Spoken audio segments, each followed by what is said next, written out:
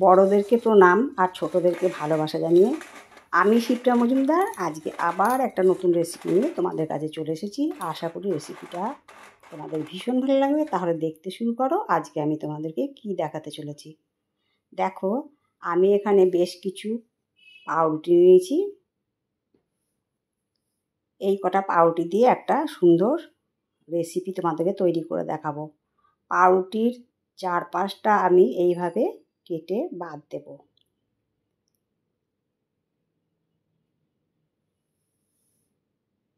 এইভাবে কেটে কেটে নেব। প্রথমে চারপাশটা বাদ দিতে হবে, তারপরে এরকম করে লম্বা সাইজ করে কেটে নিতে হবে আঙুলের মতন করে। এইভাবে পাউরুটিগুলো আমি ধীরে ধীরে কেটে নেব,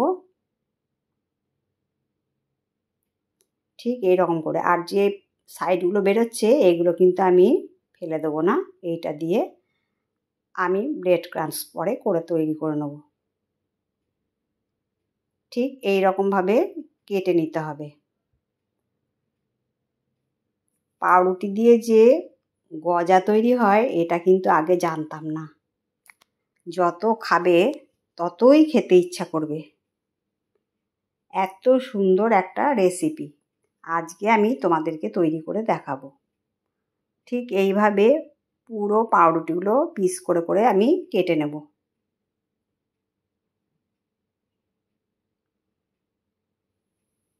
তোমরা দেখতে পাচ্ছ আমি ঠিক এই রকম করে কেটে নিলাম।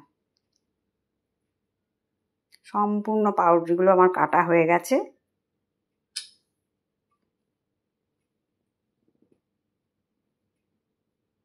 এরপরে একটা ফ্রাইং প্যান বসিয়ে নিয়েছি, তার মধ্যে অল্প একটুখানি ঘি দিয়ে দিলাম 2 চামচের মতন। তারপরে একটা কাঠের খুন্তি দিয়ে ভালো করে চারদিকে মিশিয়ে নিচ্ছি। চারপাশটা যেন ঘিটা মিশে যায় এভাবে ঘুরিয়ে নিলাম। এই সময়টা আঁচটা একদম কম করে রাখতে হবে, সিম আঁচ করে রাখলে সবচেয়ে ভালো হবে। এবারে টুকরো করা পাউরুটিগুলো সম্পূর্ণটা ওই ঘিয়ের মধ্যে দিয়ে দিচ্ছি। অল্প পরিমাণে ঘি দিয়ে এটা ভাজতে হবে। তোমরা ইচ্ছা করলে সাদা তেল দিয়েও ভাজতে পারো, কিন্তু যদি সাদা তেল দিয়ে ভাজা হয় তাহলে কিন্তু ঝট করে সাদা তেলটা পাউরুটিটা অ্যাবজর্ব করে নেয়। ওই জন্য অল্প একটু ঘি দিয়ে তৈরি করলে এটা ভালো হয়, আবার টেস্টও ভালো হয়।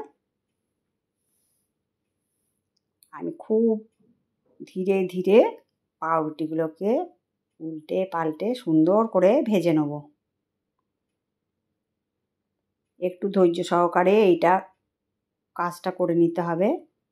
আর এগুলোকে সুন্দর করে ভেজে নিতে হবে একটুখানি সময় নিয়ে।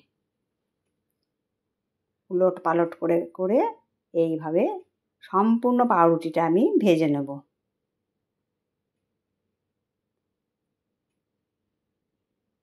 দেখো ঠিক এইভাবে আমি উলট পালট করতে করতে পাউরুটিগুলোকে ভেজে নিচ্ছি। আস্তে আস্তে পাউরুটিগুলো দেখেও বুঝতে পারছো একদম পুরো শক্ত হয়ে যাবে।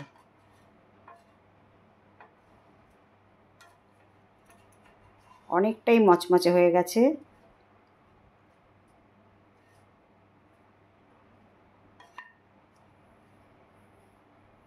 ধীরে ধীরে এইভাবে প্রত্যেকটা পাউরুটিকে এইভাবে আমি ভেজে নেব। উল্টে পাল্টে সুন্দর করে করে এইভাবে ভেজে নিতে হবে। তোমরা কালারটা দেখেও বুঝতে পারছো যে ভাজাটা প্রায় কমপ্লিট হয়ে এসছে।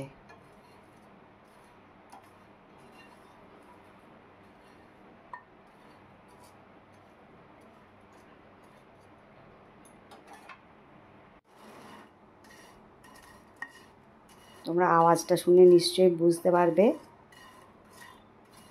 অনুমান করা যাবে যে কতটা সুন্দর ক্রিস্পি হয়েছে।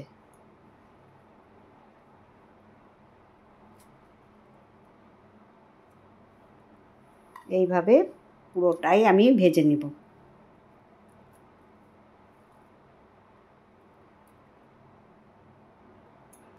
পুরো পাউরুটি ভাজা আমার কমপ্লিট হয়ে গেছে।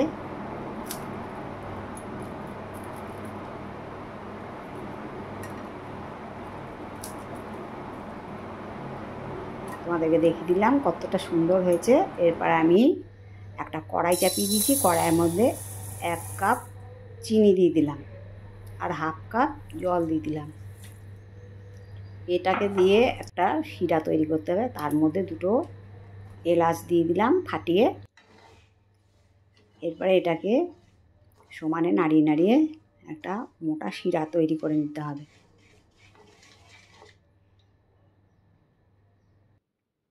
তোমরা থেকে বুঝতে পারছো শিরাটা পুরো সাদা হয়ে গেছে, আর চিনিটা কিন্তু চারপাশে সাদা হয়ে কড়াইয়ের চারপাশে লেগে গেছে।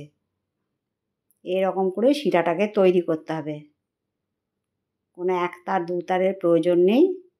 যখন শিরাটা বেশ মোটা হয়ে যাবে, কড়াইয়ের চারপাশে এভাবে সাদা হয়ে লেগে যাবে, তখন বুঝবে এটা রেডি হয়ে গেছে। তারপর আমি ভেজে রাখা পাউরুটিগুলো আমি দিয়ে দিলাম। আজকে আমি তোমাদেরকে পাউরুটির গজা তৈরি করে দেখাচ্ছি। এটা যত খাবে তত খেতে ইচ্ছা করবে, এত সুন্দর একটা রেসিপি, আর খুব সহজে হয়ে যায়। ছোট থেকে বড় সবাই ভীষণ খুশি হবে এই গজাগুলো পেয়ে। আর সত্যি সত্যি এই পাউরুটি দিয়ে যে এত সুন্দর গজা তৈরি হয় আমি কিন্তু আগে জানতাম না। তাই বন্ধুরা, তোমাদেরকে রিকোয়েস্ট করব তোমরা অবশ্যই এইভাবে একবার তৈরি করে নেবে। আর গজাটা তৈরি হয়ে যাওয়ার পরে বেশ একটু ঠান্ডা করে নিয়ে তারপরে অনেক দিন পর্যন্ত স্টোর করতে পারবে। কৌটোয় ভরে রেখে দিলে কিন্তু অনেক দিন স্টোর হবে। দেখো কত সুন্দর চিনিগুলো গায়ের মধ্যে লেগে গেছে গজাগুলোর গায়ে। তাহলে তোমরা এইভাবে অবশ্যই একবার তৈরি করে নিও। একদম পারফেক্ট পাউরুটির গজা তোমাদেরকে তৈরি করে দেখালাম। আশা করি তোমাদের ভালো লেগেছে। যদি ভালো লাগে লাইক, শেয়ার, কমেন্ট আর সাবস্ক্রাইব করে আমার চ্যানেলের পাশে থেকো। আর যদি কোনো নতুন বন্ধু এসে থাকো তাহলে অবশ্যই বেল বাটনটা অন করে দিও, তাহলে সমস্ত নোটিফিকেশান তোমাদের কাছে পৌঁছে যাবে।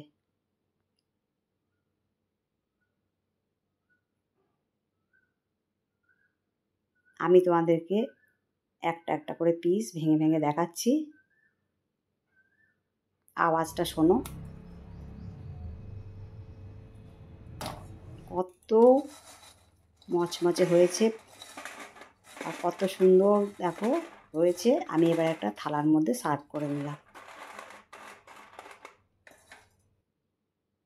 বন্ধুরা, তোমরা তোমাদের সুন্দর সুন্দর কমেন্টসের মাধ্যমে জানাবে তোমাদের এই রেসিপিটা কেমন লাগলো। আর